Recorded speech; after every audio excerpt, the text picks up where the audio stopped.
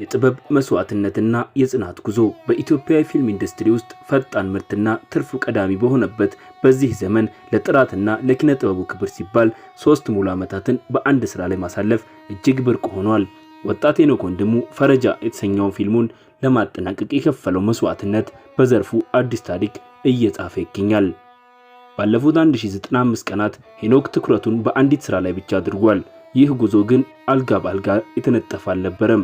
ስመጥር አርቲስቶች ከጎኑ ባልቆሙበት ወቅት የህዝብን ድጋፍና መዋጮ በመጠየቁ ከፍተኛ ትችቶች ቢሰነዘሩበትም ዓላማውን ግን አላጠፈም። ፊልሙ ረጅም ጊዜ ወሰደው ለገጸ ባህሪው በሚፈልገው የሰውነትና የማንነት ለውጥ እንዲሁም ለጥራት በተሰጠው ከፍተኛ ትኩረት እንደሆነ ይነገራል።